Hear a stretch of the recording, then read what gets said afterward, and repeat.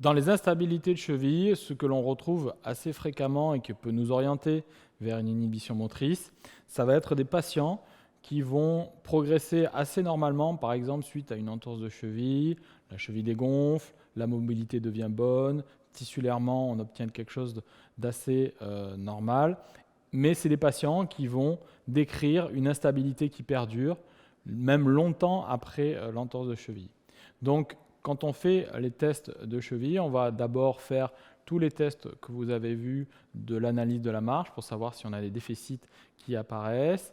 On va faire le testing aussi, on va en reparler des inhibitions motrices, mais on peut aussi donc faire ces tests de proprioception. Pour ça, on va demander au patient de venir en appui unipodal sur la jambe qu'il veut. D'abord de façon simple, là ce que l'on regarde, eh bien, c'est au niveau de la cheville, qu'est-ce qui se passe? Est-ce que l'on voit apparaître par exemple une danse des tendons, comme on peut le voir ici avec une petite instabilité sur cette cheville droite? On peut augmenter la difficulté et demander au patient de tendre les bras sur le côté, voir si cela augmente la difficulté. On peut aussi lui demander de fermer les yeux. Très bien. On le fait de façon bilatérale, on va regarder de l'autre côté ce que l'on obtient. Donc à chaque fois, vous restez à peu près quelques secondes, le temps de voir apparaître éventuelle instabilité. On va lui demander de tendre les bras, fermer les yeux. Très bien. Là, on voit une petite différence. Donc, ce que l'on peut faire aussi, c'est demander au patient quelles sont ses sensations. Voilà, tout ça, ça nous induit toujours vers un peu les inhibitions motrices. Donc, quelles sont ses sensations, qu'il verbalise, quelles sensations différentes il peut avoir entre la droite et la gauche. Lorsque le patient exprime une instabilité, mais que ça ne se retrouve pas trop en appui unipodal, on peut augmenter encore la difficulté en demandant au patient de venir faire un appui sur l'avant-pied, donc, comme le diraient les danseuses, plutôt en demi-pointe. Et là, de voir si c'est difficile ou pas. On voit toujours que cette cheville droite a des difficultés un petit peu. On va regarder par rapport à l'autre côté. Donc vous allez avoir des gens chez qui déjà cette position est très difficile et voire quasiment impossible chez les gens assez instables.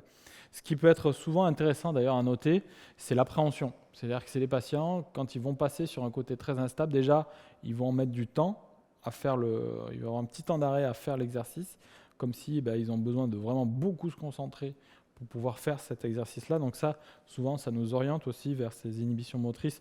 Et là, on serait plutôt sur une inhibition motrice d'origine centrale, c'est-à-dire que le cerveau a une appréhension à réaliser le mouvement. Donc pour augmenter encore la difficulté, on peut demander au patient de faire un saut unipodal avec réception sur l'avant-pied.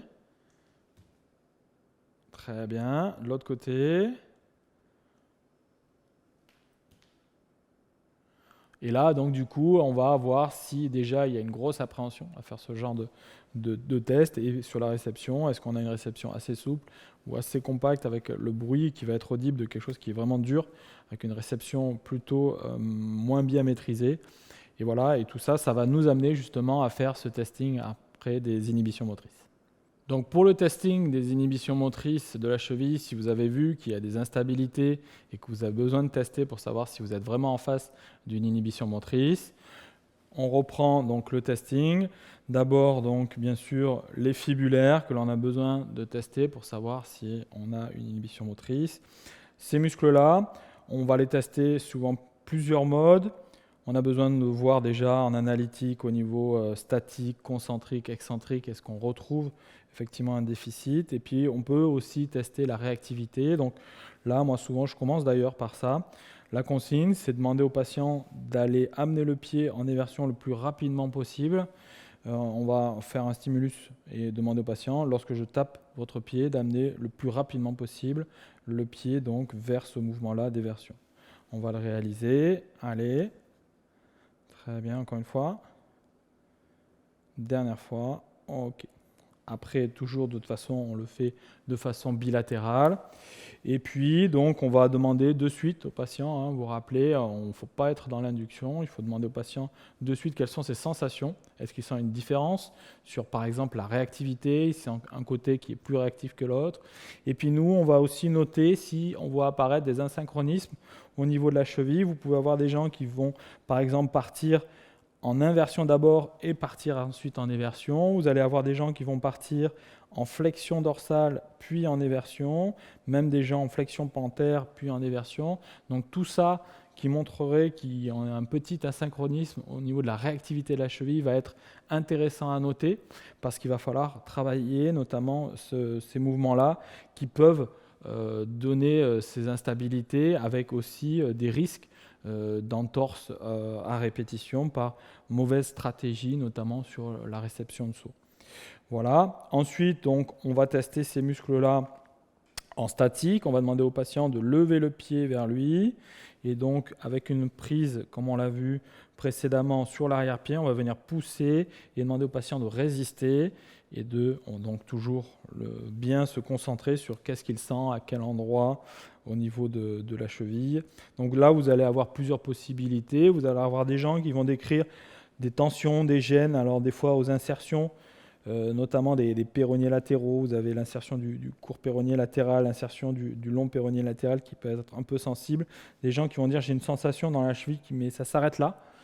Par contre, de l'autre côté, j'ai une sensation qui remonte ici quand je fais ce mouvement-là. Donc ça, c'est ce que normalement on doit ressentir hein, dans la loge latérale, de sentir les muscles péronniers se contracter. Mais il y a des gens qui vont dire je sens là, mais pas là. Donc tout ça, ça fait le lit des inhibitions motrices. Ça veut dire que le muscle ne donne pas la pleine puissance de son activation, qu'il le sent dans les tendons mais pas dans le muscle. Donc ça veut dire que, eh bien, on a un déficit par rapport à ça. On peut faire aussi donc les tests en concentrique. On va demander au patient de pousser vers l'éversion et de bien partir de là. Donc il pousse.